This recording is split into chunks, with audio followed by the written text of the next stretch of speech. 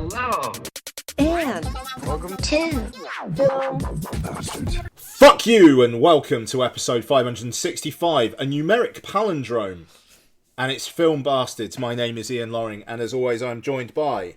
Becky Foster, hello everybody. And Mark Foster, hello everybody. Hello everybody, we hope you are well. I've had a great day. Coming up on this week's show, we have got reviews. I'm really glad we're doing this tonight. We have got reviews of Sony's... What'd they call it? Spunk Moo or something? Spunk Moo, yeah. Yeah. I saw that. I mean, they try to call it the SSU, but they have actually called it the Spunk Moo. Spunk Moo. Well, their spunk is dried up and crusty. It's the very end of the bell end cheese with Kraven the Hunter. Just very quickly, because I just had a quick check just to make sure I didn't miss the any post credits, but there wasn't any. But I just had a quick double check, and we'll get into the film later on. But it's just reminded me that the film literally ends, all spoilers all the time, with his brother saying, "Oh, Dad left you a present at home," and it's a freaking gilet. It's a gilet. It's a funky looking gilet, but the film ends with a man putting on a gilet. I mean, he looks fucking hot in that gilet though. Looks fucking great in it. I mean, I wish he'd spent the whole movie just wearing that gilet. Not just that gilet, but you know what I mean, top wise. It's Sheehan end of Conan. Yeah. We'll talk about it anyway. There's lots to talk about, actually. Kraven the Hunter. And also, Netflix's newest hit, Juan Colette Serra has escaped the clutches of Dwayne Johnson and his terrifying Jungle Cruise. And he's back with Taron Egerton and Jason Bateman in an airport with Carry On. It is quite the week for reviews, folks. Buckle in. Also, we'll have some, what else we've been watching, some trailer talk and whatnot. You know, bits and bobs. I will just say the long list for a lot of the Oscar nominations came out yesterday, and I am absolutely terrified that Wicked is going to win a lot of Oscars. Yeah. Not looking forward to that. That's going to be brutal. I might be able to do Oscarbation this year, though, because I might not have a job. So...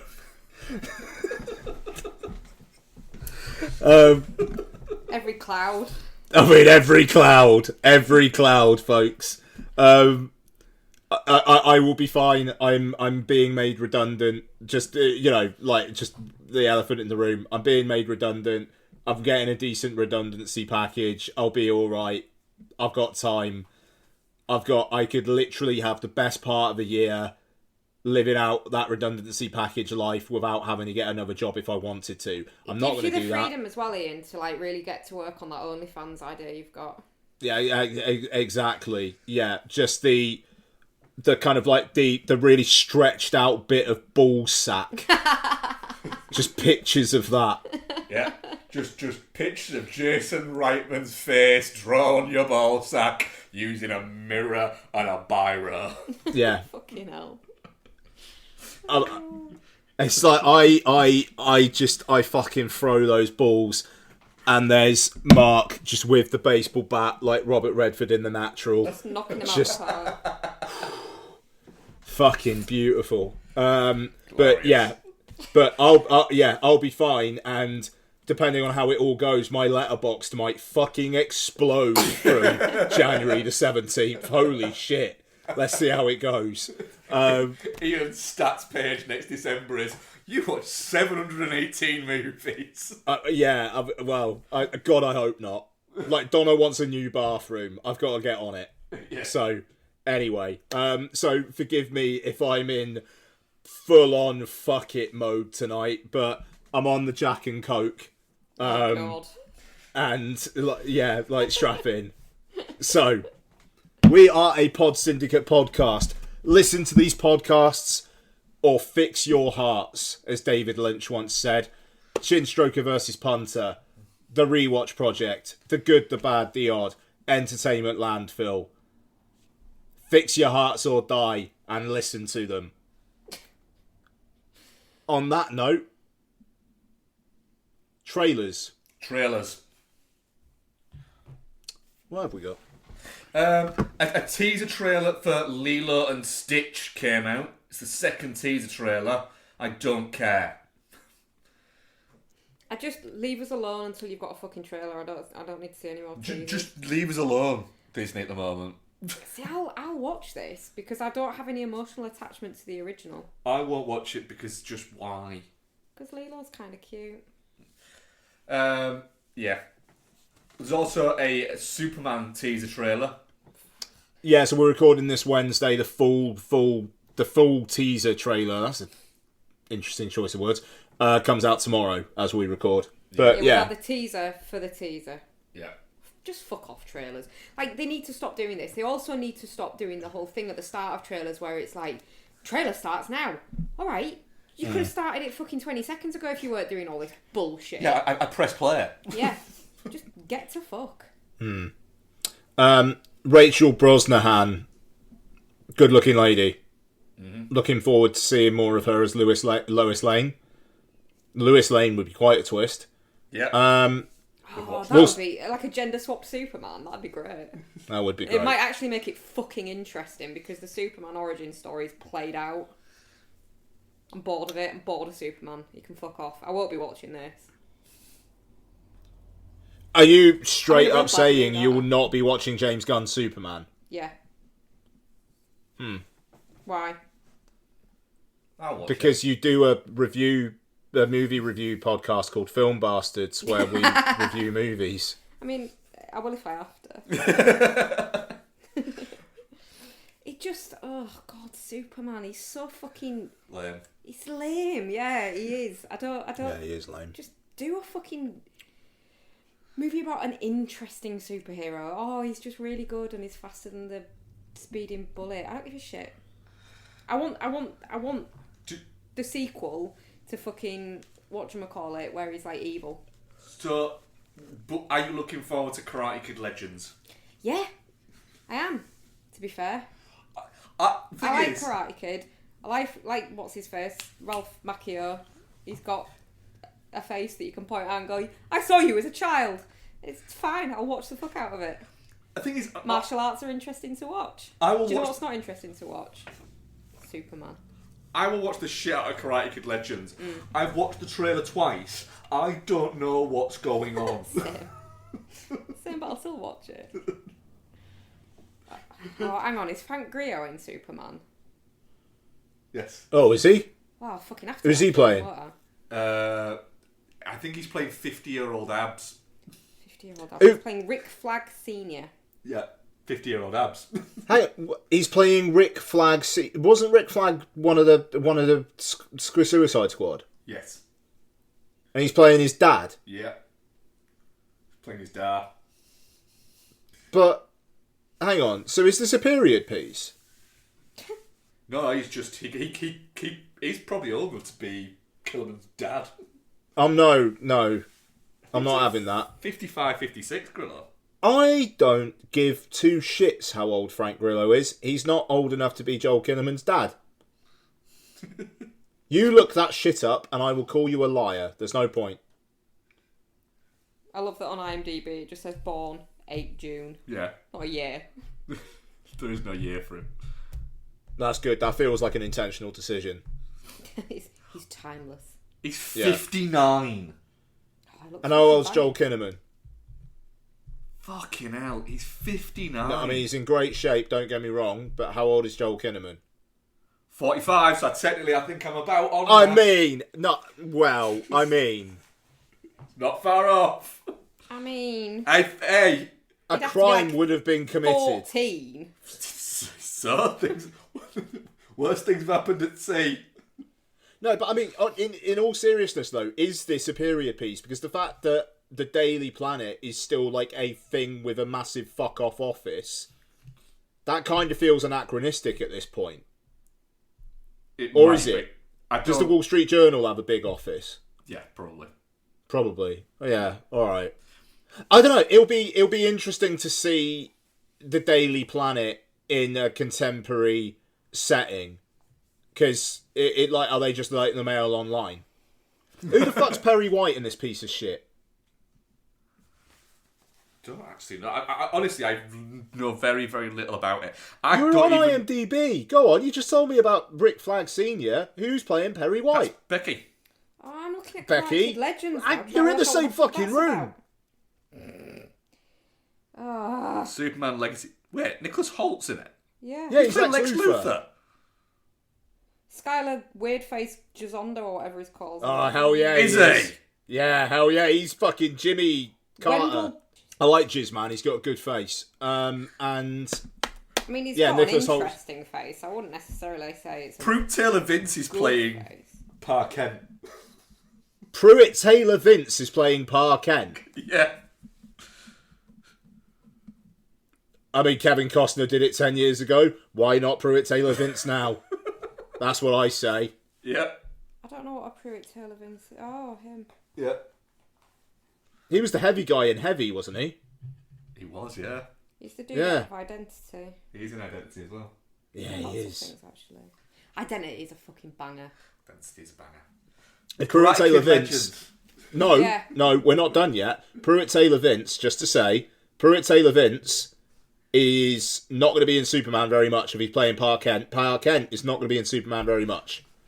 No, Because he's not. Pruitt Taylor Vince. He's not Kevin Costner. No.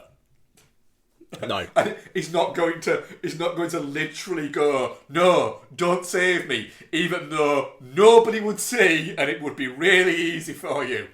Yeah, just let me go into this wind. Yeah.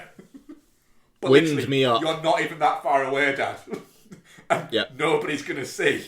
What are you referencing? Man of Steel, when of Steel. Kevin Costner gets sucked off by wind.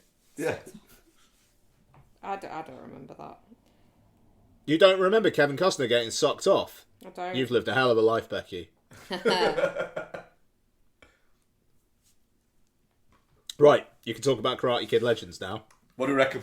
Yeah, looks good. Looks alright. No idea what it's about. I don't either. Martial arts, fun times. Jackie Chan's there. Ralph Macchio's there. Good old Daniel-san. Who's directing this piece of shit? God, you're a salty bitch. John Entwistle. What's he done? Karate Kid. The End of the Fucking World. Oh no, hang on. What's he actually directed though? That's a TV show, I think, wasn't it? Or is it not the end of the fucking world? Has not directed any movies. Oh. Cool. That bodes well.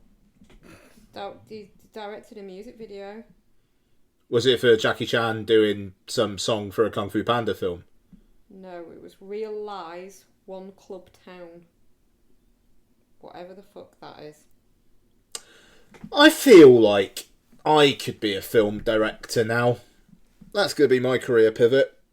I'm going to do a reboot of The Sweeney. Why not? I'm going to take over from Nick Love and I'm going to do the new Sweeney film. It'll be better than Nick loves the Sweeney. Yeah. Speaking of whom, segue. I, in front of Kraven the Hunter, saw a trailer for Nick Love's new film Marching Powder, starring Danny Dyer. Of course. I saw that, and then immediately after, a trailer for Nosferatu, which just absolutely cinema is for all people. Yep. The thing is... Christ, a trailer. You actually saw a trailer for Marching Powder is wild. Yeah. The thing is, I'm actually somewhat fond of Danny Dyer, thanks to Rivals. But this... Nick Love, like... I mean, fair play, he's had a career, you know, and absolutely all respect for that. But this just looks like it will be watched only by cocaine addicted wife beaters and Yes. no one else. Yeah. And I'm sure it'll be number one at the box office. No, it probably won't be. No. But yeah, really, really depressing trailer, actually. And then Nosferatu came up and it was like, cinema. That Nosferatu trailer is fucking good, to be fair. 2 weeks, baby. 2 weeks. Nicholas Holt's having a bit of a moment, isn't he? Yeah. He's awfully good, though. Yeah, he's really good. He's he's quietly like the best actor of one of the best actors of his generation. I stand by what I said though. I really want to see him play a baddie in something. A real bad egg. Yeah. Well, he's playing Lex Luthor in James Gunn's Superman, a film that not 10 minutes ago you said you were not going to see. Rebecca Foster. He'll be like a misunderstood Lex Luthor and really like good at heart or some shit, won't he? Because it's Nicholas Hoult. I don't know. I reckon James Gunn has seen Nicholas Hoult do some shit and was like, just bring that energy. Bex, if you want to see him playing a bad guy, why don't you watch Those Who Wish Me Dead, where he plays a bad guy? Yeah. And a really good bad guy. I've watched that. Yeah? The fiery one. Yeah. Angelina Jolie. Oh, for God's sake, there's always something, isn't there? It wasn't very good. Black Bag. I mean, just Dick, absolutely diamond hard. Do you know what I like about it? It looks like Soderbergh, but he's actually gone, do you know what? I'm not going to give this 30%. I'm going to give it 60% effort. I don't know. It looks great. It looks great, but that's what I mean. It's more effort than he usually puts in. He's very much a director who coasts along on being talented and just doesn't put anywhere near his full whack in. But then when he actually does, he's fucking great. I think this looks cracking. I'm very up for Fassbender getting blue-balled because he can't tell whether he's allowed to fuck his wife or not. That's what this film's about. Sorry. Just looks good. Just looks really fucking good. I'm just very looking forward to watching that in the cinema. Agree. The fact that he's got that Presence film and this within a couple of months of each other, that's just peak Soderbergh, that. It is.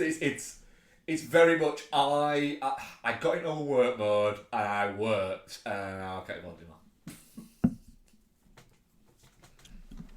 Yeah, cracking stuff. Warfare. Oh, talk about cracking stuff. Alex Garland, baby.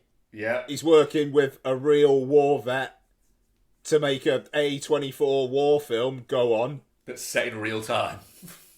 Yes, please. Yeah. And it looks like it's pretty much an all one location film as well. Oh, delicious. Yeah.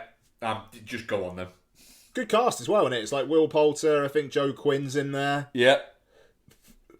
Probably some others, but they'll do. Yeah, Will Poulter's another one that's actually turned out to be a really good, like, grown-up actor. He was quite good when he was a kid. That doesn't usually happen.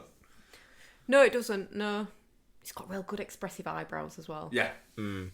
He rocks up in The Bear and literally Donna pointed her finger at the screen and went, "Son of Rambo." Yes. Is she DiCaprio? Yeah. Love it. He also crops up in Death of a Unicorn. Oh, yeah. Who the fuck's directing this piece of shit? Let's have a look. Let's have a wee little look. It's an A24, so it'll be someone's kid.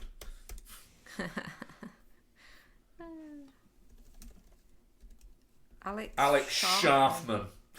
Who the I mean, that's a great name. Right, what have you done before, Alex? Nothing. They are a producer on Resurrection. They are additional crew on The Witch. Yeah. Additional crew. Yeah. Okay, producer on Resurrection. The Becky Hall passive aggressive follow up to Becky Hall passive aggressive The Night House. Right, yeah, anyone connected with that film I'm interested in. Death of a Unicorn looks great. Yeah. This looks great. Yeah. Yeah, looking forward to it. Right.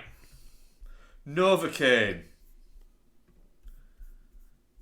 Did anyone else watch this? Yeah. I really like Jack Quaid. Yeah.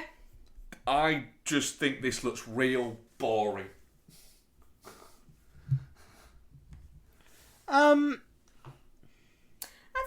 quite intrigued by it.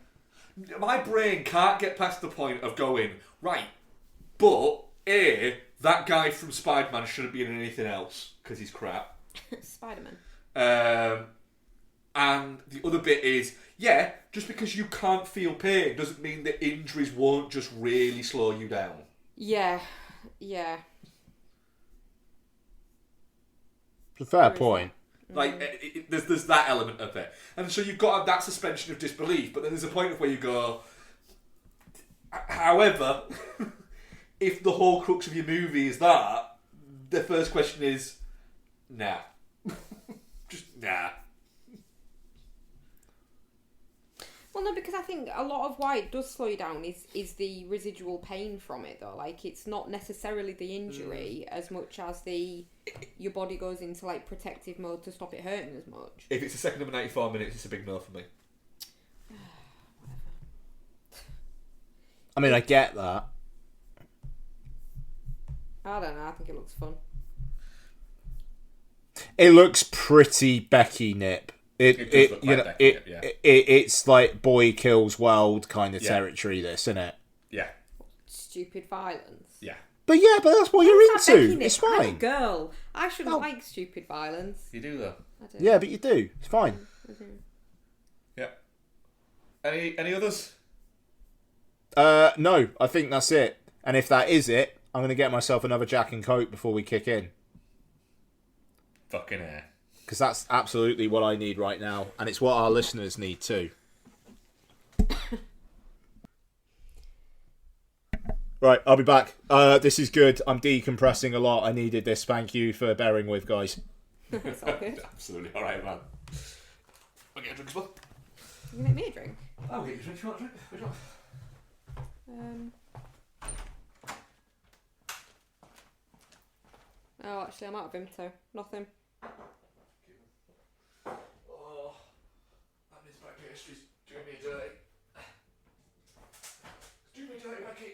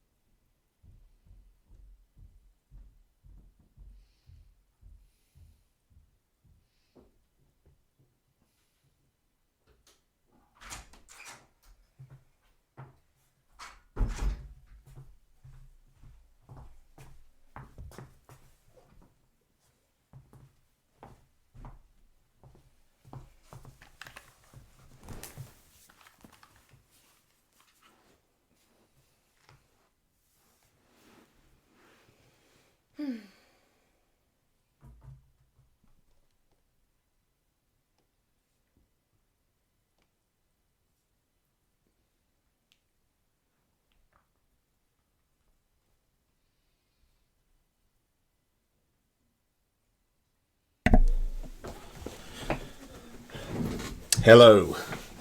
Hello.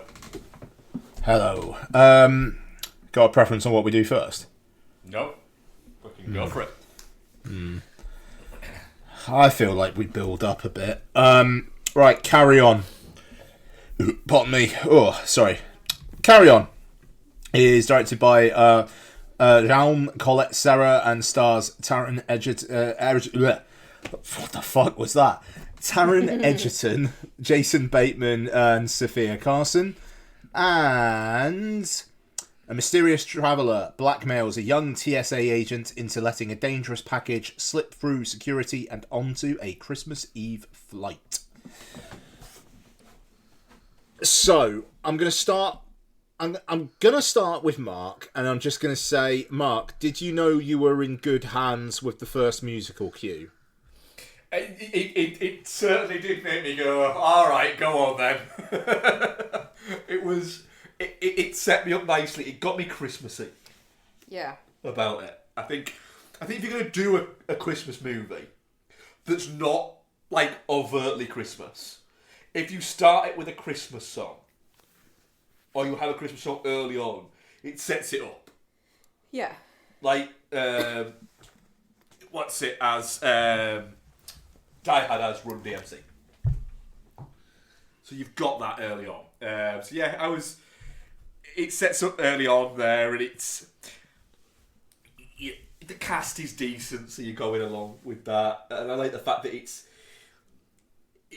one location, but it's not one singular location. There was a lot of going around and going, oh, it's very Die Hardy. It's basically Die Hard. It's more Die Hard 2 than Die Hard. Yeah. You know, partially because it's set in an airport. But, yeah. But, I mean, we'll get more into it. I enjoyed it. It's 15 minutes too long. In what bit? That's it. I'm not sure which bit, but I feel like I just feel like it could have been tighter. I felt like the middle was a bit baggy. Yeah. So the bit where they're like chasing around, you could have probably tightened that up a bit. I get it. He used to run track. He did used to run track. Yeah. They should have mentioned that at a couple They of should have points, mentioned maybe. it at some point. And it's very much like that, where bits happen where you go, oh, I wonder if that's going to fucking come up later on. Yeah. But movies like this should be like that. They shouldn't be subtle. I get that. So I suppose, like, I'd say maybe, like, Danielle Deadweiler and her whole thing with, is it Logan Marshall Green's, like, the guy who turns out to not be the guy in the car? No, it's Theo Rossi. Who the fuck's Logan Marshall Green in this, then? In this piece of shit? Oh, no, sorry, he is. Oh, yeah, no, sorry, yeah. Oh, yeah, no, it is. I was thinking of the other car. Yeah. Like, so, it's like, I kind of get that she's kind of like a bit of an exposition device. Yeah. But it's like that whole thing and like that double crossing bit to give Danielle Deadweiler something to do. Yeah. I'm a bit like, maybe you actually could have taken 10 minutes out there. Yeah, that's fair. Actually, yeah, that could have gone. I didn't even realise that was Logan Marshall Green. Probably because he didn't have a beard or stubble. And so I was like, that's a fucking skin jobby looking motherfucker. Fair. But I mean, what? Yeah. So 10-15 minutes too long, but otherwise it's a fun time. It's a proper weeknight Christmas actioner. Yes. You don't want to watch this you don't want to watch this in the 20s. You don't want to watch this from the 20th to the 25th of Christmas, but it's a good solid freaking 11th to the 18th. Yeah, you don't want to be watching it on a Saturday night either, really, do you? No. Really? We did. We did. We did, actually. Yeah. But you wouldn't pick it. I'd say like a couple of weeks before Christmas, a Saturday night, a couple of weeks before Christmas, it's a good takeaway meal. It's a bit. Didn't we watch it with a takeaway? I think we did, yeah. What, like, when you're saying a bit, what, like, insubstantial, or... Yeah, I don't know, it's a bit toothless, I think. I don't know. I liked it, but it would be a Thursday movie for me. It's a PG-13, isn't it? Like... Yeah. Yeah, like, because toothless, I get that. You know, like...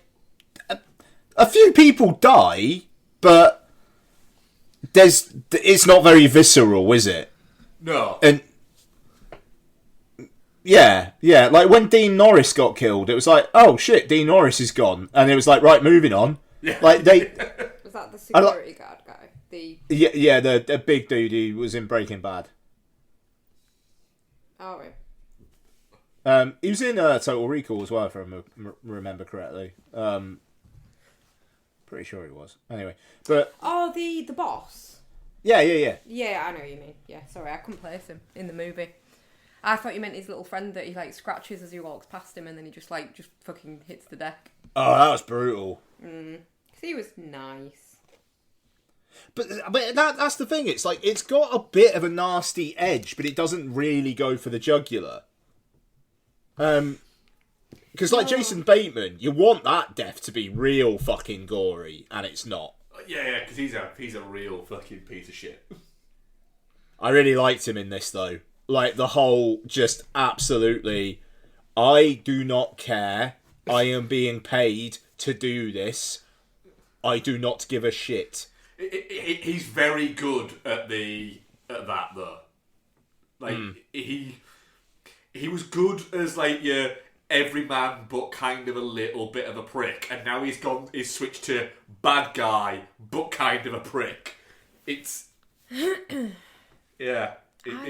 quite good. I struggled with him as an actual bad guy though, because I think because he's so deadpan-y in all his roles, in his comedy roles and everything, he's just the same in this. He's just very deadpan-y and very like that face that he does, the Jason Bateman face. Like he's just the same as he always is, and I'm just so used to seeing him in funny roles. I guess it's like I struggled with him being a baddie in this. I liked it. It's interesting. I was talking to my brother-in-law about this on Saturday, actually, and he was saying like, oh, he really likes Jason Bateman as a comedic and a dramatic actor, and it is weird because he basically doesn't change at all, like you say, like at all, because he's always the straight man. Yeah. In a comedy, but I just liked the cold, I don't give a shit. And the thing is as well, he basically just explains to him very, very succinctly, if you sort of do what I ask, everything will be fine.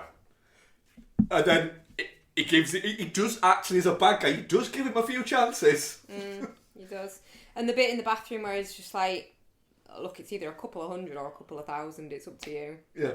Is quite like, it's happening, but it's either that or this. Yeah. That whole thing about like the numbers, I can't remember what it is they're saying now, but like the way the numbers going out anyway, like I quite like that. Like I thought the screenplay was actually pretty good in this as well. Like the conversations they're having in the earpiece was very phone booth. There's a lot of phone booth element to it, isn't there? That, which is not a bad thing, because phone booth's a really good movie. But it does a good job in setting things up early on as well, like really setting up the players on the board and like the character motivation, and it's quite classic this kind of filmmaking in that way. Yeah, but also as well boxes off quite nicely the modernisms that you get in it. So like, fucking put your phone away. Just put your fucking phone away.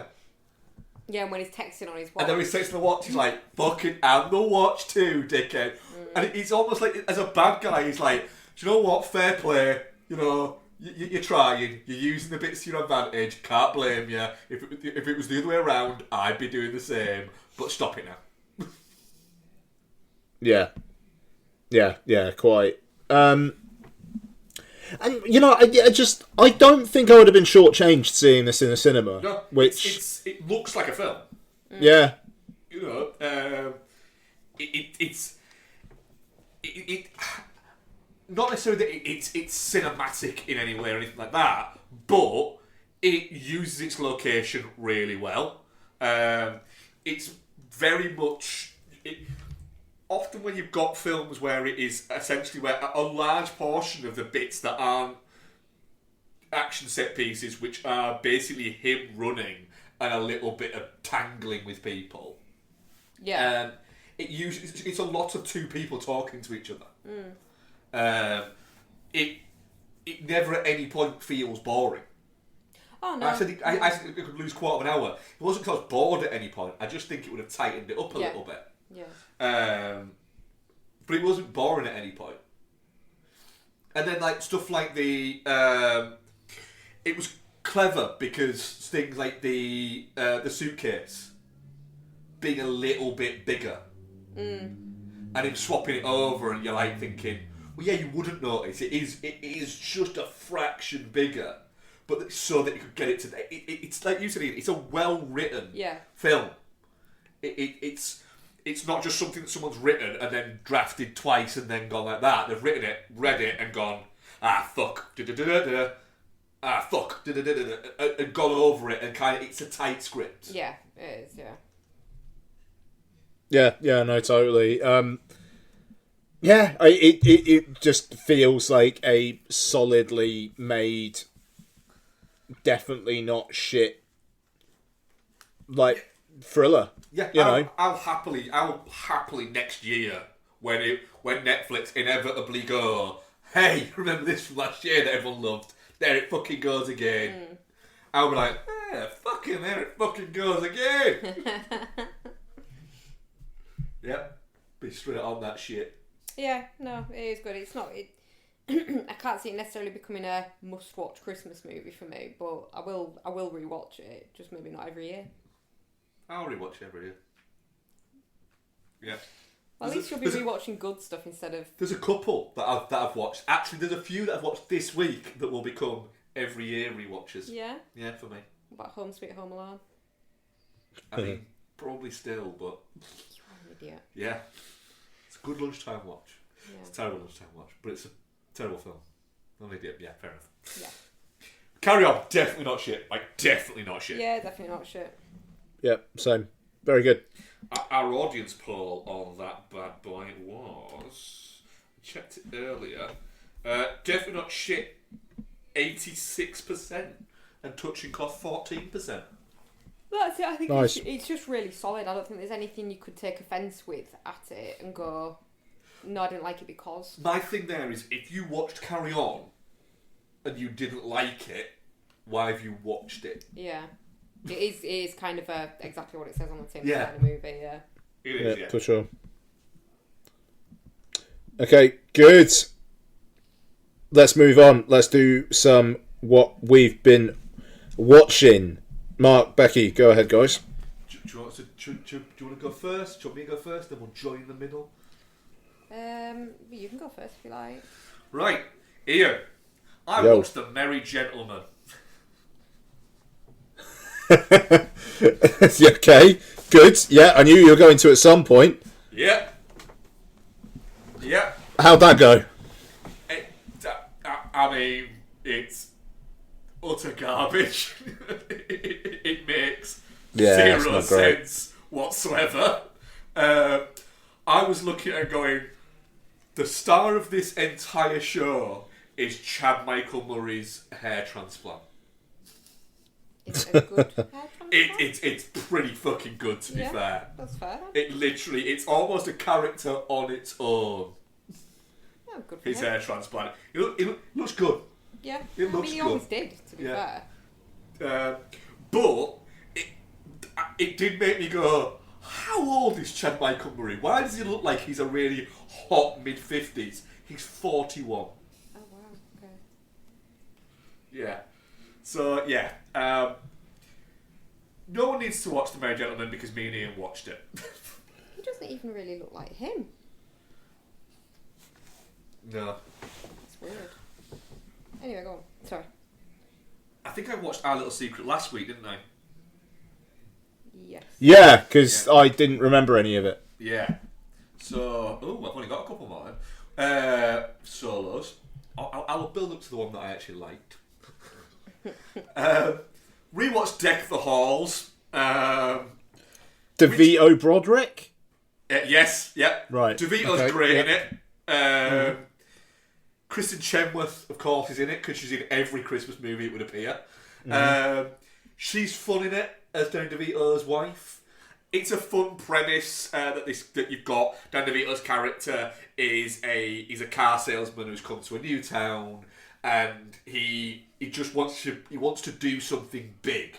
And then his kids say that they've seen this really cool thing. It's early days of the internet, and it's this thing where you can see your house from like a satellite from space, and they can't see his house because the one next to it, which is owned by Matthew Broderick, is too bright and too sprawling, and the shadow of it dwarfs theirs. So what he wants to do is cover his house in that many lights that you can be seen from space. And Matthew Broderick in that town sees himself as being like the Christmas guy, and so it's Broderick in that weird kind of post Inspector Gadget era. You know, like where he was always like quite kind of like fun, and he was post Ferris Bueller, so he was fun, and he was considered to be like an oddly like late 80s, early 90s, not quite heartthrob, but on the cusp of it. There, yeah, he was like he was like the hot guy in Godzilla, and bits like that. That's wild. Whereas in this, it's once he started looking, where you look at him and go, "You're a weird colour. You have a terrible diet." It looks like Matthew. Like, are you all right? Is something wrong? You're rich enough for this not to be your life. Please go and see somebody. And it's that era, Matthew Broderick.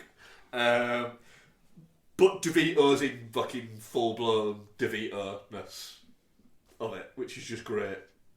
It's always fun to see him doing that. It's a good time. Kristen Davis is in it, which makes you go, she's crap, but she is quite hot. Is she the one out of... Sex and the City? That's the one. Yeah. I can't remember its name, though. Yeah. So I do watch Deck the Halls every year. It is decent. It is fun. It's Christmassy. But it's not. If it wasn't Christmassy, you wouldn't want to watch it. Okay. Same as Christmas with the Cranks, which I also watch every year, which, again, it isn't that much fun. And genuinely, all the way through it, I was watching it going, Jamie Lee Curtis has got an Academy Award. Jamie Lee Curtis has got an Academy Award. I don't mind Jamie Lee Curtis. Like, Halloween, Scream Queen, been great. She's been good in stuff.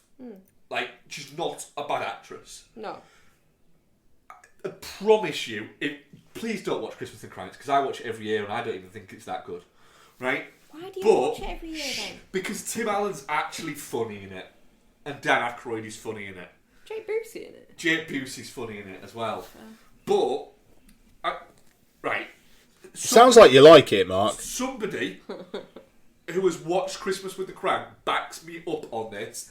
Jamie Lee Curtis delivers what is possibly the worst acting performance I have ever seen. Oh, wow. She is appalling in it. It is odd how bad she's in it. There's a bit where, so the whole thing is that their daughter has gone off to join like the Peace Corps or something like that. And it genuinely is that, right? And so that they're not going to do Christmas this year because instead it's the first year where they don't have to do Christmas. They're going to go on holiday instead. They're going to go to, I think it's like Hawaii or the Caribbean or something like that. So then, but to make it work, they can't spend anything on Christmas to make it work. So they're being cranky about Christmas. Right. Any time their daughter rings up, and I think, can't remember what she's called now. But any time Derek.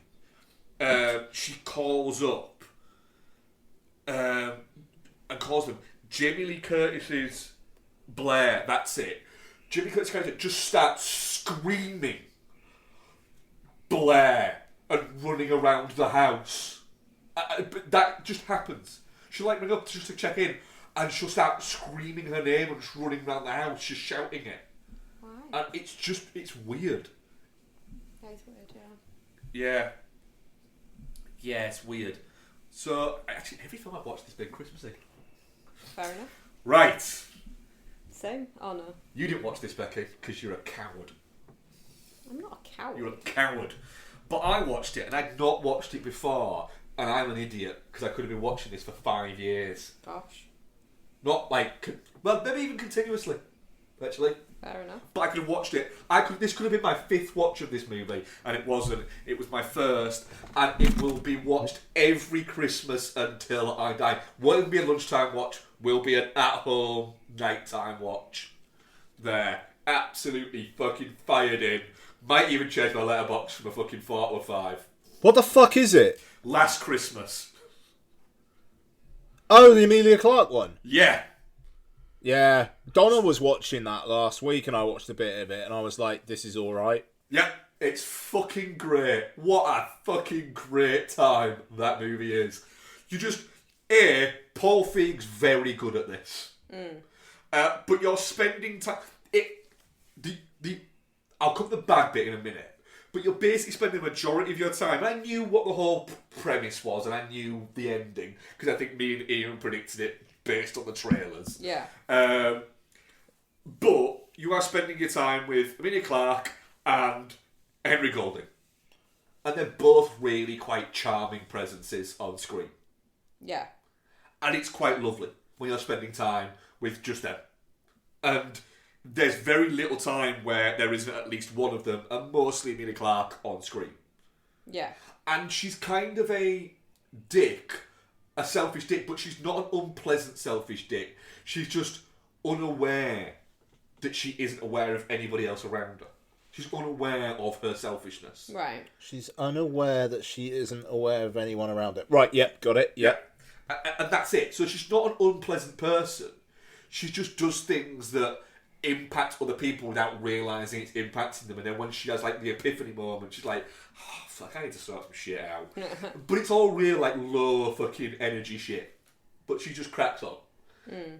Michelle Yeoh plays a woman who is just referred to as Santa all the way through it because Emilia Clarke works in a Christmas themed shop as an elf. Michelle Yeoh owns the shop and is just always referred to as Santa, and she just constantly refers to Emilia Clarke as Elf. Nice. Nothing else. And keeps constantly firing her until her she's fired, but never actually fires her. Okay. Yeah. I had an absolutely lovely time watching this. Yeah. The only bit that I didn't like, and it's a shame because I believe she co-wrote the screenplay and was a producer on the movie, is Emma Thompson is shit as her mother in it. It says on Wikipedia that her parents are supposed to be Yugoslavian immigrants. Yeah, they are. Emma Thompson. Yeah, and she puts on a really bad accent. And there's some Brexit stuff kind of like shoehorned in there, which you maybe could have done without because it ages the piece. Yeah. You maybe could have done without because I just feel like I don't need this in this. You don't need to have this within it. And that feels very much from Emma Thompson, definitely not Paul Feig. But she's crap because she's just doing very generic accents. Oh, God. And it's bad. You could have lifted her out of the entire film and just had somebody decent in it. I mean, Emma Thompson's not a bad actress, is she? Let's be honest. Emma Thompson was a good actress up to a point and then stopped being a good actress. I think she still can be a good good actress. She just needs to know what she can do, what her limitations are. And Yugoslavian Immigrant obviously is beyond them. Yeah, it is. But Michelle Yeoh is great. Amelia Clark's... What? Obviously. Yeah. Amelia Clark is charming. And Henry Golding's fantastic. Fair play. Yeah. And the reveal bit where... All spoilers all the time, I'm going to fucking spoiler it. Where even though you know it's coming... Because you do. That essentially he doesn't... Get all spoilers all the time. He doesn't exist. There's a weirdness to that. Like he's effectively a fucking ghost of the heart that she has in her from a heart transplant. Yeah. Which is weird. Not sure all the weirdness of the fact that they have a romantic kind of ghosty entanglement like that. I mean, the sequel needs to be the very next day you gave it away, where she then falls in love with someone else and the ghost Henry Golding comes to exact his revenge. I'd watch the shit out of that because I bet it'd be really fucking charming. But when that bit happens, you do go, oh shit! I knew that, but still, oh shit! Yeah. Right. Should we swing it at what we watched together and then you can do your bits? Yeah, can do. We watched Klaus, didn't we, Bex? Yeah, we did. Finally got you. Oh shit! You watched it, Mark? Yeah. Yeah, great. What do you think? What an absolutely lovely, delightful, charming movie. Isn't it? Yeah. Yep. Yeah. Did I ever turn around to you at one point, didn't I, Bex, and go, oh, so he just fucking dies at the end, does he then? No, but then he stops being mortal Santa and becomes magical Santa. Yeah, and then you get crushed at the end of it when fucking Jasper there goes, and then once a year, I get to see my friend. Cut to fucking black and you just go, oh, you motherfuckers. You just got that heartstring and just went, fucking tug. But he's magical Santa and he's with his wife again. Yeah. Yeah, I know. She died, she was ill. They never got to have those children. I know. Fucking just, it managed to be both a horrible but delightful movie. I forgot how much this film makes me cry. It's really like the animation style. Yeah, it's great, isn't it? It's got a real nice style to it. It whips along at a hell of a speed. It's got a nastiness to it, but not like a meanness. It's got a very child-friendly nastiness to it. Yeah. But then there is like elements of darkness, like that family that's constantly carrying around a dead body. Yeah. Yeah, that's a whole thing. That kid with the carrot she uses as a knife, just fucking dead-eyed. But at the end, all the time. she turns it round and she puts it on a snowman. Yeah. Cute as fuck. Yeah. I mean, great voice cast. Yeah. Yeah, really good. Yeah. I'm really glad you liked it. Had a real blast. We'll definitely add it straight into rotation. I can see now why Klaus, for a lot of people, is like why every year Klaus will be in the top 5 movies for the entire month of December on Netflix globally. It's top tier for me because it is just a really, and that's Norm Macdonald's last film role, and that feels fucking like, yeah. Do you know what? That's good because as a voice performance, it's great by the both of them. Oh. Yeah. Fair. But it's just, what a sweet, wonderful He's a film. dickhead as well, isn't he? Yeah. But again, he's a fun dickhead. Yeah. Keep setting him up. But like the first 10 minutes of the movie, I said it to Bex, like, why is this all of a sudden become the opening to Gangs of New York? Yeah. Because that's what it becomes. Yeah. But real delight of a movie. Fucking crumbs and Ellen Bows can't mix, can they? But they can by But the end. The fucking line of, how did I not beat you after all these years? Yeah. And you realise how fucking dumb he is. Yeah. And then the next bit is one down, one to go. I said, you ask me which one. Yeah. It's just a really well played, all involved. Yeah, very good. Yeah. And then we watched Pottersville, didn't we, Bex? Yeah, we did. This has become a regular as well, hasn't it? Yeah. Despite the fact that it's really not Christmassy, and it's about furries. It's a Christmas movie. It's a Michael Shannon, Judy Greer, Thomas Lennon, Ron Perlman, Christina Hendricks, Ian McShane movie about Bigfoot and furries. Yeah. Great. It's just really good though. It's just what I love. But I love the movie. It's fun. It's a really fun movie, and it's such a... And you've also got a bit of a crush on Judy Gray, obviously. Yeah, it's such an oddity of a movie. Who doesn't, though? That's fair. Exactly, yeah. But the other bit that I really like about it is that it was the movie that Michael Shannon was making when he was nominated for an Oscar and didn't go to the Oscars. Because he was making this. Because he was making this. And then there was videos of him in a bar watching the Oscars. Oh, that's nice. And it's just like, I love the fact that this is the movie that he was like, nah, this is too important. I think the only thing I don't like about this movie is Christina Hendricks, and that's just because I don't like Christina Hendricks. But I think that role could have been played by anybody, and it's annoying that it's her. But it's a fun role of her. Yeah. As a bunny, Ron Perlman's a wolf, who everyone keeps confusing for a squirrel. Doesn't make any sense As a if it's a furry. squirrel. Doesn't make any sense if it's a squirrel. Only makes sense if it's a wolf. You've seen this, haven't you, Ian? Yes. Yeah.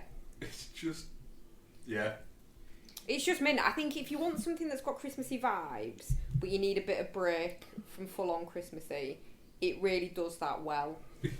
It just... Because thematically, it's not Christmassy. I mean, it's got It's a Wonderful Life ending, but it's not Christmassy throughout. No, but I like the fact that you'd look at it and go... You'd look at, the poster for it. It's called Pottersville, and you go, so it's really Christmassy. That's about Bigfoot. What? It's about a guy who just tries to make himself a furry costume out of stuff that he's got in his store and ends up getting mistaken for Bigfoot. Yeah. Sure. Yeah. That's me. Okay, so I've only got 3 that I watched on my own. I watched The Devil Wears Prada because I realised I've never actually seen it. So I thought, and people go on about how good it is, so I thought I'd watch it. And I fucking hated it. Oh, really? Yeah, Okay. it's fucking shite. The entire movie tried to tell you that Anne Hathaway's fat throughout. That's a weird thing It's to it. fucking stupid. Like, do you know what? There's plenty of attractive size. She's supposed to be what? A UK size 10, which isn't fat for a start. But there's plenty of attractive UK size 10 actresses out there they could have got to play that role. And if they were going to make that point throughout, then the Emily Blunt character and all the other characters and stuff like that should have been rake thin in comparison, and they're not. Anne Hathaway and Emily Blunt are about the same fucking size in this movie. So that being a major plot point throughout the movie is fucking brainless to start off with. It's a weird choice. I It's just shit. It's just shit, and I'm disappointed that I wasted my time on it. Another movie that I'm disappointed that I wasted my time on. This week on Becky Hates Movies. Terrifier 3. Oh yeah. Here we go. Yeah. Yeah. Figured. Do you know what? I missed the release slot. Didn't get a chance to watch it around there. But it is a Christmas movie, so it makes sense. I'll watch this. Mark's on an early tomorrow. He's gone to bed. I'm going to watch Terrifier 3, and I really like Terrifier and Terrifier 2. I like All Hallows Eve. I liked all the Terrifier movies. But what they all have in common is they are nasty and gnarly and gory and gross. But there's also some levity. There's also a little bit of fun in there as well. Yeah, Art the Clown's a bit of a twat. Yeah. But he has a laugh. There's really none of that in this. It claims to expand on the story and it doesn't. It sets up a sequel which, I mean, I don't fucking want. But it's just in the in-between times when it's not the Art the Clown bits are kept very separate from her for most of the film. He's just off doing stuff to other people. So that is a difference between the other films as well. It's not that he's after her throughout the whole thing. He's pissing on Santas and stuff like that. But it's just really fucking depressing. Like, she's just... I mean, I get it. She's been in a fucking mental institution for 5 years and she's only just got released, but fucking cheer up. TL. You know what I mean? Like, I don't want to spend... She's just yeah, exactly. She's just fucking moping around. Yeah, your mum died, but your brother's still alive. He's a mopey cunt as well.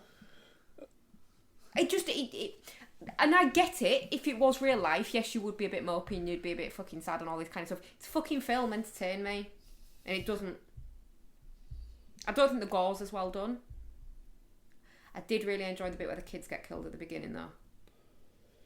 Is it over 2 hours long as well? Really long. Yeah, it might be, actually. I mean, it felt like it was 3 years long, but... 125 minutes. That's long for a horror movie. Yeah.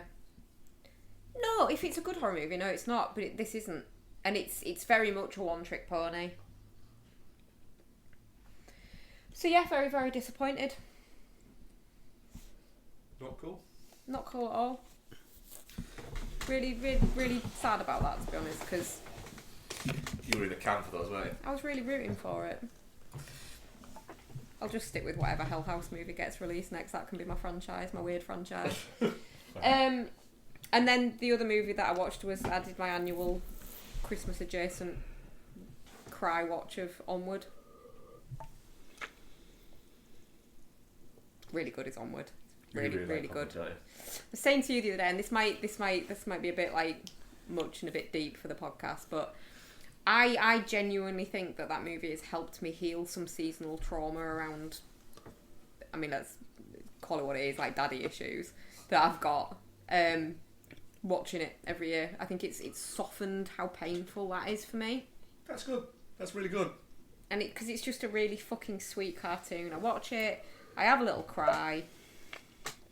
It's great. It's fucking great. And I genuinely think I get shocked every year when I look at the cast and go, oh, it's Chris Pratt and Tom Holland, because it isn't. It isn't. It's the characters. I don't hear them in them. Because I just think it's really well done. It's really, really, really, really good, hearty kind of pulling movie, and I love it. Good. I'd watch it more, but then I think I'd ruin it for myself. Stick to you once a year. I know, I will. That's me. Nice. What have you been watching here? Okay. Got a few things.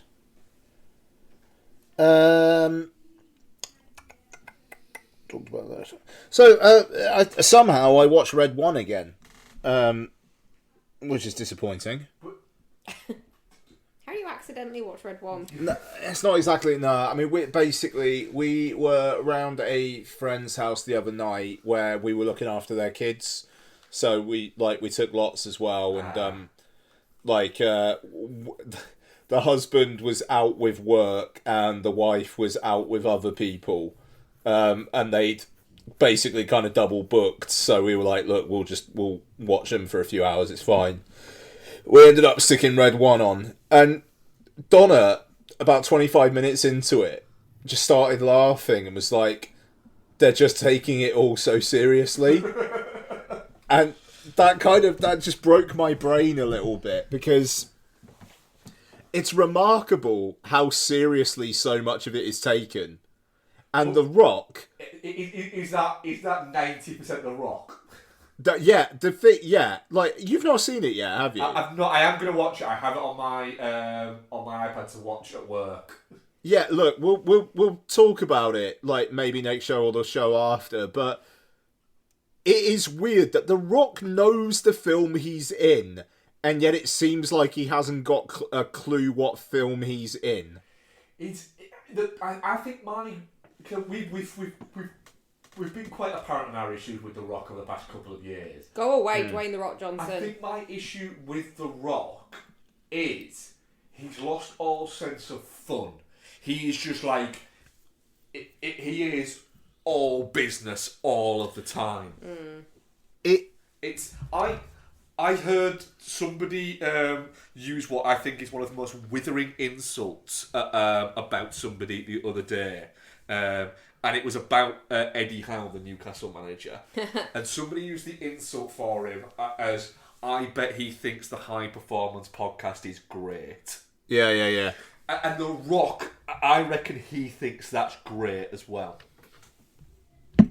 That's exactly it. It's 80% of LinkedIn. Yeah.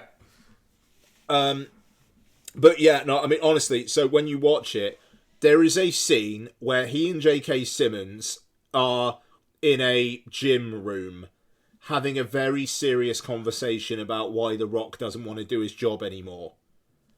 And it's just, there's no music, there's no jollitiness to it. It's just The Rock is sad. And it's Red One, for fuck's sake. Yeah. But yeah, we'll talk more about it. It's not awful. And you know, it's that film. Anyway, in better news, I watched Die Hard. Fuck yes. Of course. And it just, this time around, Bruce Willis like beating up Carl, I think his name is, and saying, "I'm gonna cook you.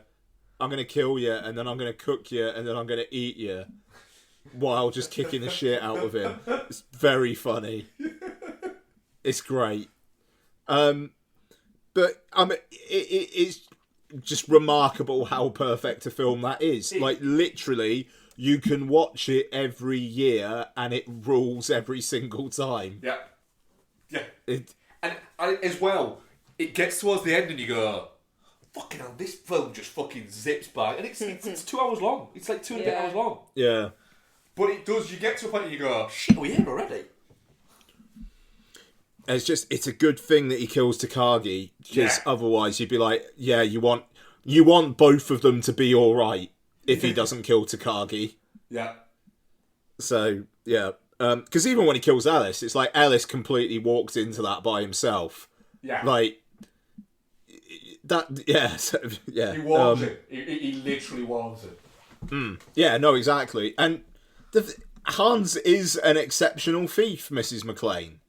You know, like, he really is. It's a great plan. Yeah. Anyway, it's fucking ace. And the Blank Check podcast has a 3-hour-long episode talking about Die Hard with Kevin Smith.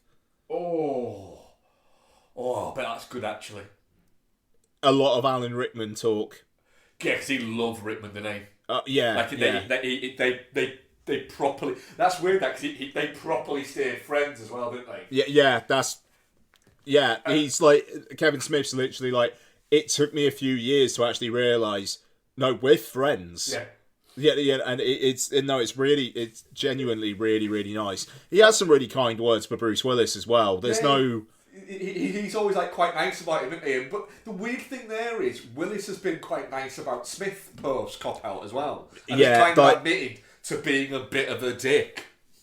That was just that seems like it was just a completely wrong place, wrong time thing for the two of them. Yeah, absolutely. I quite like Cop Out. It's got a really fun Sean William Scott performance in it, which I reckon really annoyed Bruce Willis. Yeah, probably. So there's that, and then finally rewatched Alien Romulus. Spent £25 on the 4K before realising I should probably not spend £25 on 4Ks with my current situation. I'm fine.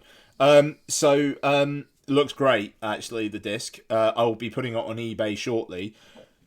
But I don't... Yeah, look, I was mingy about Alien Romulus when it first came, when we first reviewed it. It's not that bad. It's actually pretty good. It's just the fact that the DiCaprio meme moments of it are unnecessary.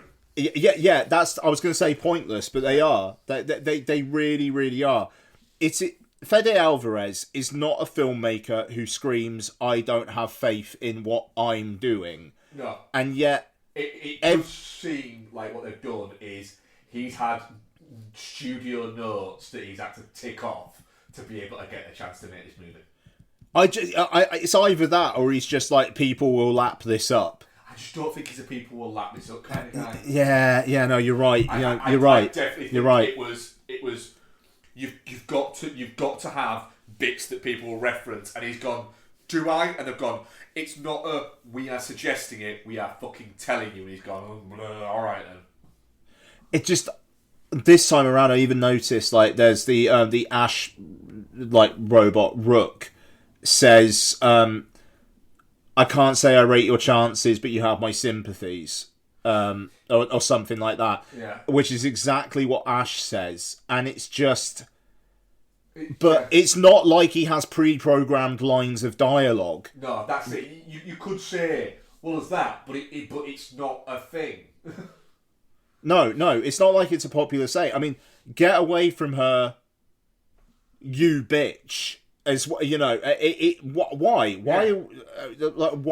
is that happening now? That you know, that and like the nodding duck thing that they have on the Nostromo, it's there just on a table where Spaney and Callie Spaney and David Johnson are having a conversation early on in the film.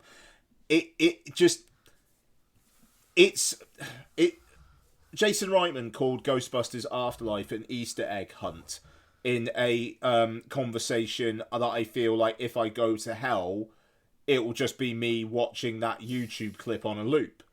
And Alien Romulus feels at moments like it's doing that, but I know it's not because it's Fede Alvarez, and the rest of the film is good. Like Callie Spaney and David Johnson, and actually the whole cast, they're really good. Yeah, everybody's locked in as well.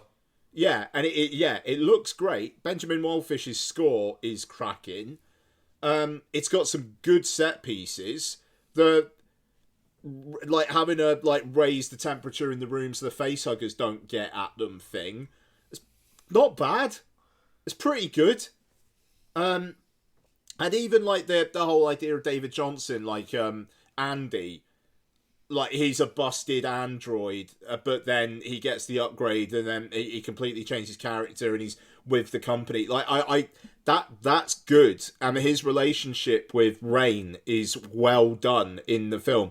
Like I say, I genuinely I feel like I was being mingy, but the stuff that annoys me in that film does annoy me. But on reflection, it's a decent film, and if Alvarez gets the chance to make a second one, which, you know, this film made money and it did well critically, tone that shit down, do your own thing a little bit more, and hell yeah, I'm in for it.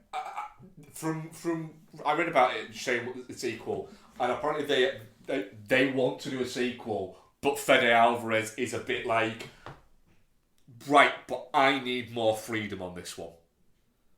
I mean, yeah, cool. I mean, like, and my worry is knowing his impulses that I like the least.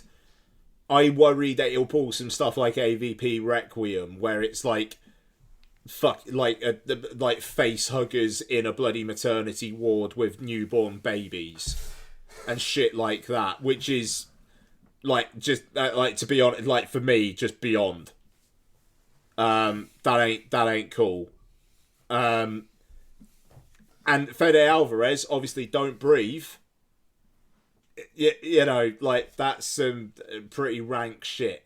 And then Don't Breathe 2, how about he's the good guy in this one? The thing is, I do reckon, though, that it will be I will have a bit more creative freedom, but they'll go, alright, but you can't do this. Yeah, which feels like the way to me, so... Anyway, it's one of those I think does need an element of studio notes to it, but it doesn't need you need to do this. But I also do think that I think that the whole the Easter egg huntiness that was Ghostbusters Afterlife has maybe people have hopefully learned a few lessons from that. Yeah, quite. But yeah, there we are. Alien Romulus, not bad. Will not be in my most disappointing anymore, and it would have been. And on that note, I'm going to go for a pee, and I'm going to get one last Big Jack and Coke. No problem. Right, couple of minutes. Cheers.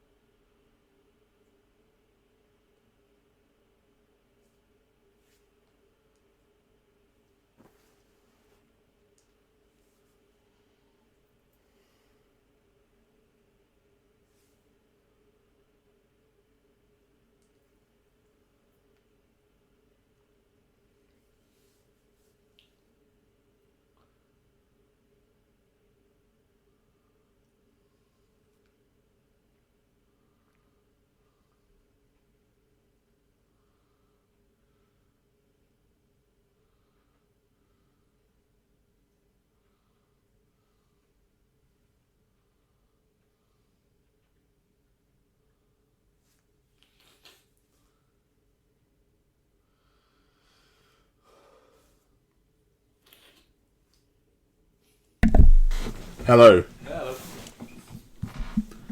Hello. Right. Bum. Right.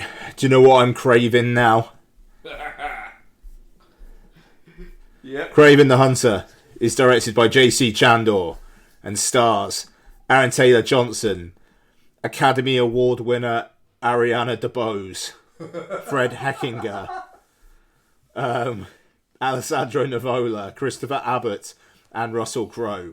Academy Award winner Russell Crowe. Right, and Academy Award winner Russell Crowe. Kraven's complex relationship with his ruthless father, Nikolai Kravenov, starts him down a path of vengeance with brutal consequences, motivating him to become not only the greatest hunter in the world, but also one of its most feared.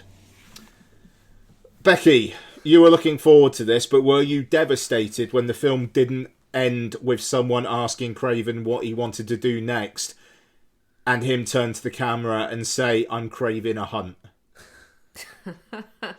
No, I was pretty devastated by the amount of shirts that were worn by him, though. It was quite a shirty movie, wasn't it? Yeah, the shirtless moments were, I would say, all in the trailer. All the good, all the good like shit. they knew. Almost like they knew. Yeah, I mean, it's a real weird one, isn't it? Like, it's... I did not like it, but I also couldn't say it's a good movie. It's a bit of a one of them. It has good moments. CGI animals but they could have just got someone who could do parkour. Yeah. Out, notwithstanding. There are some good moments in it.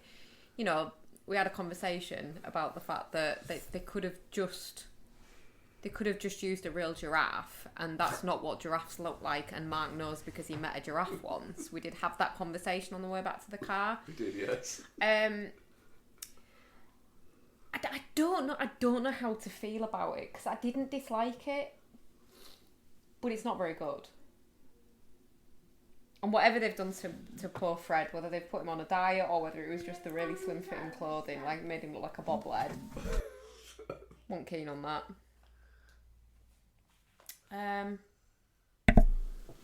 Yeah, I don't know. I've not organised my thoughts on it yet.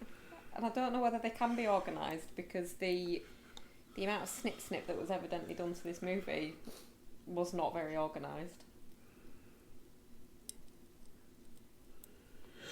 Feels incoherent. And that actually very nicely leads me to a question. So, there's a lot of reshoots. There's quite a lot of ADR in this. There is a sequence in this film where Fred Heckinger, the younger Heckinger and Taylor Johnson, are having a conversation outside. It's where Taylor Johnson's like, "Right, I'm off." Yeah. And the conversation is quite warm between the two of them. It's like, "Please don't leave me," blah, blah, blah. And at one point, young Taylor Johnson flicks Heckinger's ear. Yeah. And as he's walking off, kind of shoulder barges him. But the dialogue is really warm. And it's like the first time I think I've ever seen a scene where the ADR was so different from the physical performance that literally what's actually happening physically didn't make any sense to me. See, I didn't notice the shoulder barge, but I think the ear flick's supposed to be like an affectionate, like, inside joke thing, isn't Yeah, it? he's done it a couple of times. Yeah, Is it but then there is a shoulder barge when he goes it? by, yeah. Cause I was a bit like, this just doesn't make sense. But it does, I mean, very quickly, that even dialogue-wise, it goes from, "Please don't leave me, please don't go, please don't leave me, please don't..." Alright, if you go and go. It's like it's even young Yeah. Fred gets bored of the conversation. Yeah.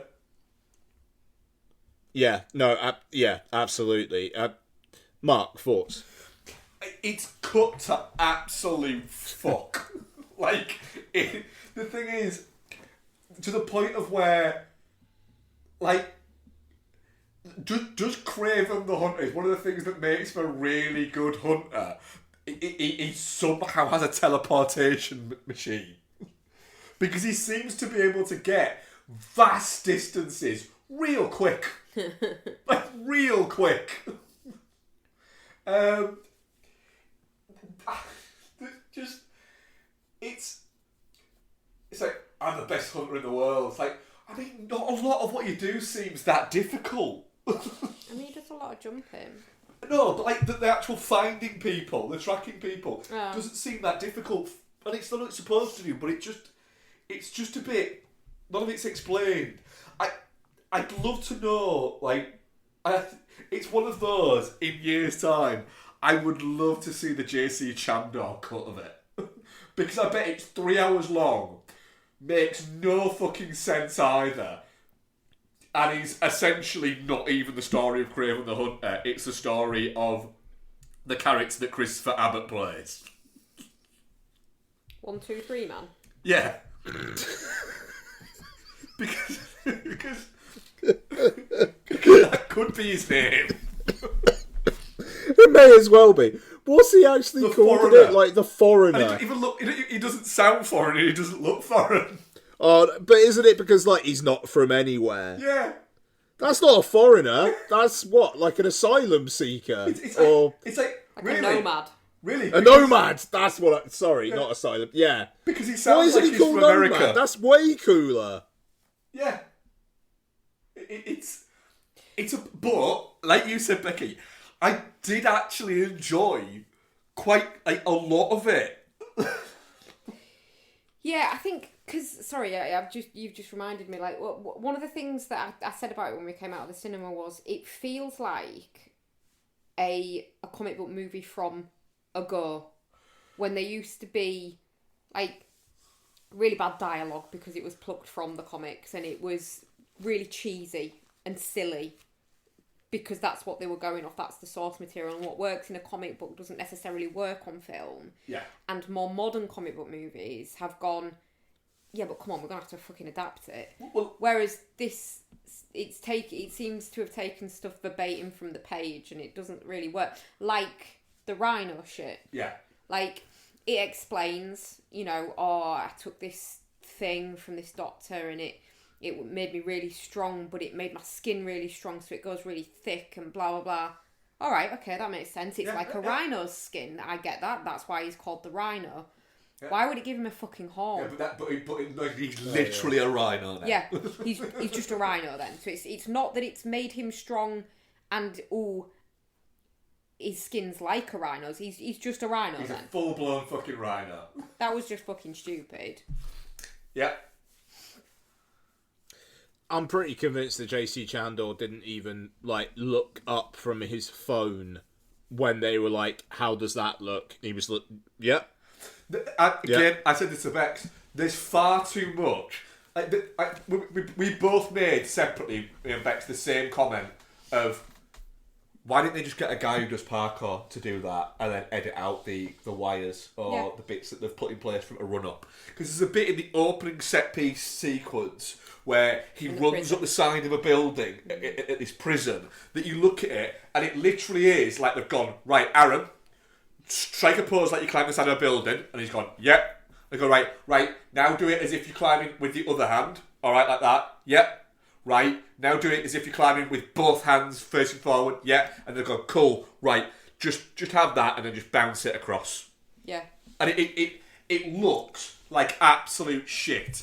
And what I don't understand is why when something has cost $130 million, why nobody's saying, do you know what? This shouldn't look like absolute shit at any point. And it does look like absolute shit. Some of the effects are really poor. Like, they're not flash poor, but they're poor. Animals are real. Use a real one. Yeah, you literally, a hawk, you could have got one. It's not like it even does anything complicated. It just sits on a window. It does just sit on a window ledge. It doesn't need to be a CG hawk. The giraffe that they're taking the picture of. Yeah.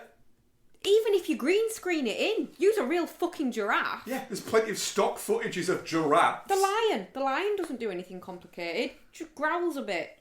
Yeah. Have it carrying a bag, putting it down, swap out the bag for Sergey, young Sergey. Yeah. Green screen it in the fucking See, plains in of my Africa. mind, when you said carrying a bag there, my mind just went, what, like the fucking end of St. Maud where she's wandering around a beach with a fucking Aldi bag? No. But do you know what I mean? Like, This really fucking morose lion is about to set itself on fire. instead of a fucking dead-eyed CGI lion, he's just pissed off because he didn't get into Mufasa, that CGI lion. Yeah. He had too much personality. Yeah. He fucked shit up. He did. He auditioned for Scar. Yeah. He had some scars, but they were in the wrong place. He was like, yeah. And they went, no, anyway. It was like, whoa, what are they doing? You fucking ate Nala. And then he got made into a fucking suede sweater vest at the end. Yeah, the fucking ending. Right, why did he leave him that when he didn't even know he was going to die? Oh, that's a really good point. Oh, he left you something. Oh my god, and the CGI bear! Use a bear! That was a really bad bear. I forgot about the bear that eats Papa. Just, it's... I am full fucking blown Geostorm with it, though. I think I'm with you. Because I did enjoy it. Yeah, I'll watch it again. I will watch it again. Yeah. I've got a boyfriend in it. The thing is, I don't know, like, it makes a lot of batshit decisions, as did Madam Web. But Madam Web's ones were more, what am I watching? Like this, it's... Is anyone actually putting any effort in? Like, JC Chandor, I don't think he's been out there on the press tour, like, once. No. For this. I don't think there's been any public comment from JC Chandor on this at all. No, and he's going to like be like, nah, that wasn't my movie. The first time he gets asked about it. Yeah. It's... I don't get what they were trying to do with this. Like, Ariana DeBose. I don't like her. I don't buy her as a human in anything. She's unrealistic to me as a person. I mean, she literally won an Oscar like 2 years ago, and now... But she won an Oscar for singing. Yeah. I mean, like, now she's... I mean, what is she even in this? Like, a lawyer who dresses well, who helps him out every now and then, maybe? Yeah. Okay, fine. Christopher Abbott, we barely talked about 1, 2, 3 Man. What was that character? What was his little catchphrase at the end? After he... See you later. I'll see you later see you or something. soon. Like, yeah. It's like, what? No, you won't. You've just killed them. You didn't even need to kill the police officers, you prick. But I mean, his whole thing is, yeah, I want to kill Kraven too because he killed my master, essentially. Yeah. And then there's one fight scene between the two, and then he's dead. Yeah. That's it for Christopher Abbott. And Christopher Abbott is an actor. I mean, obviously he's doing Wolfman. It's out in January, like 4 weeks' time. Hey, that would be my redundancy day film. What a treat. That would be a treat. Yeah. And so obviously, like, his agent's telling him to do some stuff, but why are you playing the third fiddle enemy? Because you got Alessandro Nivola there making some very interesting choices, like that one bit where he just makes a noise before saying a line. Yeah. Yeah. It's great. Nivola is a guy who very much has a weird energy sometimes to him. Like, he's afraid to... He's almost a little bit like on the set of Face Off. He took a lot of notes from Nick Cage. Oh, yeah, no, absolutely. But I mean, it's... I don't know. At least he's having some fun here. Yeah. You know, like, he's saying the lines with some relish. But then you've got him. You've got Russell Crowe as, like, a bad guy as well. And then Christopher Abbott's just kind of there. Christopher Abbott is not an actor who's just kind of there. He's there because you want to do some fucked up psychosexual shit, usually. Yeah, he's there because he has a just a fucking you're a prick aura about him. And Yeah. and he gets to do a little bit of that, but just nowhere near enough of it. If you're gonna have Chris Abbott, use Chris Abbott. Yeah, no, exactly. And the same with Fred Heckinger as well. You know, his character is literally here to set up a sequel that kind of makes no sense. Because until the last scene, he is just the little brother who needs saving. And then suddenly, you get that one conversation with him and Alessandra Nivola, when Nivola's like, yeah, Doctor did this for me. And he's there just going, and he's like, going, I wonder if that'll come back later. Yeah. And then suddenly, he's a bad guy to set up the next one. Also, in terms of incoherent things, I just remembered, there is a scene where Fred Heckinger is kidnapped, and he's like, Kraven the Hunter's like hanging on to like the car and stuff like that, and then he's left behind. Yeah. The next scene, it looks like they're on the Docklands all of a sudden. There's a helicopter there. Yeah. And they're getting on the helicopter, and then Kraven just kind of runs from stage left. Yeah. It's like, oh, he's caught up then. Yeah. What? And then after all that, he walks back into central London, right? And just walks into a one of the biggest law firms in the country. Walks in their offices, and nobody's gone, hang on a minute, that's the guy who was hanging on that car for ages. It's just like the whole point of that action sequence was he's trying to keep up with them, and then he fails. The very next scene, he's caught up with them anyway. The thing is, it's just like, what? The thing is, once he gets that bit of the bit of netting on it, I'm thinking, why aren't you climbing up it? Like his whole thing is like climbing shit. Why are you climbing up it? Yeah, no, absolutely. And also, sorry, I'm nearly done, but just the way they try and connect it to Spider-Man by he gets injected with that thing, and it's his greatest fear, and his greatest fear is his mum's fear of spiders. Yeah. I was looking going, hang on a minute. Right. Fuck off, he ain't scared of spiders. No, but that's it. It's like the kind of like the flashes of his mum in the asylum, and it's like, so your fear is the thing that your mum was scared of. Like, how does that make any sense? Yeah. I also really enjoyed the fact that his hallucinations stopped immediately when he took the dart out. Like, that's how darts work.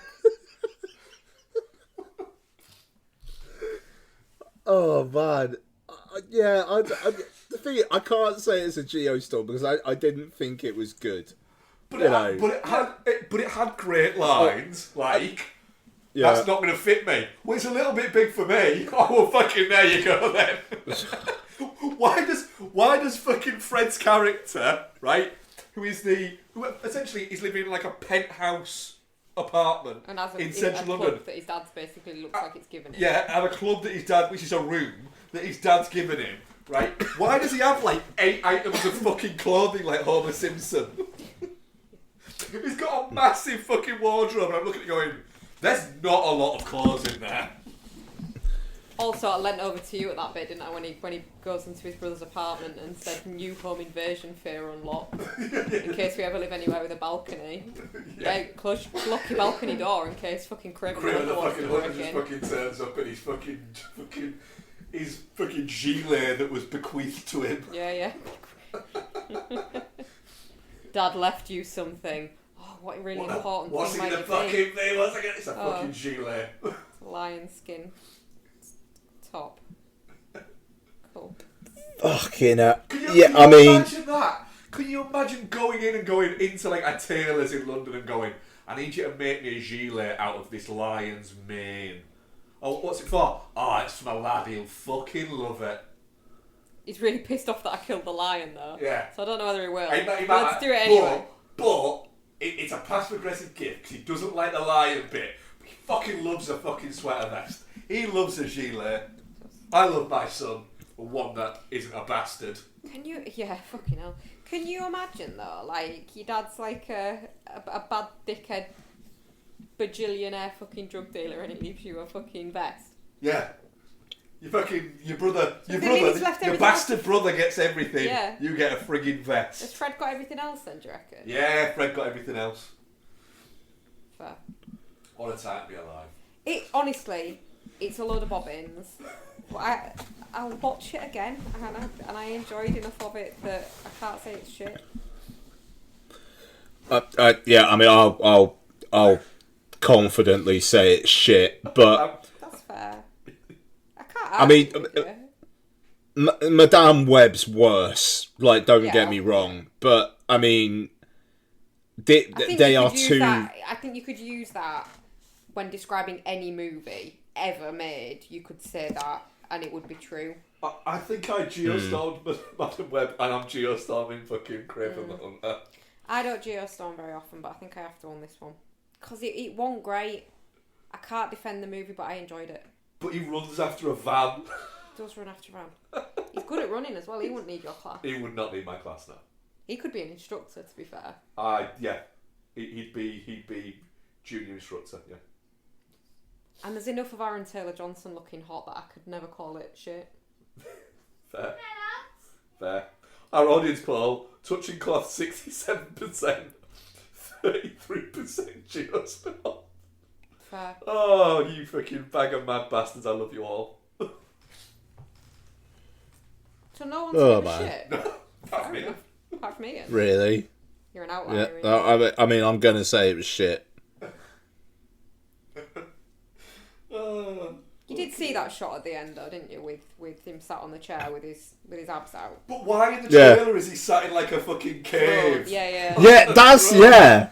It's not. It's just sat on a fucking chair. In his dad's room, and the fact that so like he wants to see what his new vest looks like, so he finds a mirror. But then what? He gets in a chair and like sits. That's how what you look in that's the what I do every time I try on a G-Loo shirtless. That's fair. I'm like, yeah, look real fucking sexy there, don't you? That's what you do. That's fucking what I do, yeah. Gotta make sure you look fucking sexy. Otherwise, what's the point? What is the point? Oh man. Yeah. 5 out of 5. I'd say I was disappointed in it because I wanted it to be better, but I'm a little bit disappointed that he spent as much time as he did wearing a shirt, and that's on me because that shouldn't be how I'm judging this movie. But I didn't expect it to be any better. But Becky, are you on the run? Yeah, hop on then. Yeah. Oh, that was great. That was great. I forgot about the good work. Oh yeah, that was good. Yeah. Yeah, a lone travelling kid made it real easy from London to fucking Eastern Russia without getting questioned at any point. Yep. Yeah. Fucking hell, what a film. Yep. Ah, fucking hell. Right, Twitter questions, my god. Ricky doesn't have a question for us, but he just says, no questions, wanting to wish you all a Merry Christmas. Aw, thank you. Merry Christmas to you too. Thanks, Rick. You got any jobs going? Dylan says, let's sell it for once and all. Favourite Corey? Is it him or Feldman? Feldman. It's gotta be Feldman. It's got to be Feldman. Yeah. Maybe not now. He's a bit gross now, isn't he? With his like women farm he's got. It's what? He has like lots of young women staying with him, doesn't he? And like helps them get into the industry. He's just a weird dude, isn't he? He's a weird dude. But we always have the choreography, which is one of the greatest pieces of just entertainment that has ever been committed to fucking ears. Oh, the Corys. Yeah. But yeah, Feldman. Feldman wins. Yeah, it's Feldman. Dude's in the Burbs. Obviously he wins. Oh, of course, yeah. Fucking hell. And Adam Jones asks us, now Sony's Spumsy is over, where would you want to see Madam Web appear next? The fucking discount bin at HMV. Fucking hell. I want her to head up the a remake and the new police academy. Okay, Yeah. fair enough. You know, what is it that they have like what's his name? The superintendent that's in charge of it all. I want that to be Madam Web. Okay. The shouty man. No. I'll say trying to solve an escape room.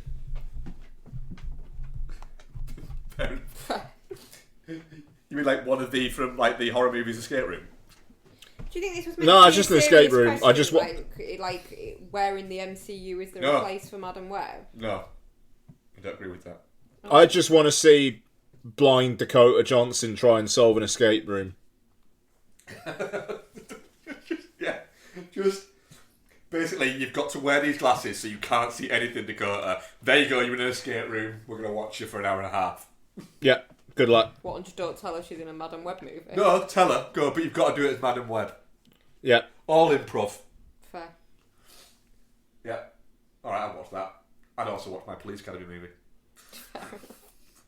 Yeah.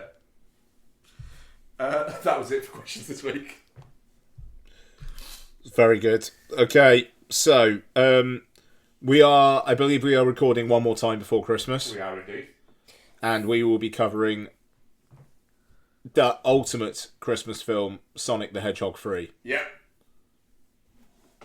Psyched. And I believe that's all we've actually got planned. Yeah. So I hope there's a lot to talk about. I will have probably watched more Christmas movies. Yeah, I mean, for sure. The same old ones we talk about every year on Film Bastards. Yes, indeedly.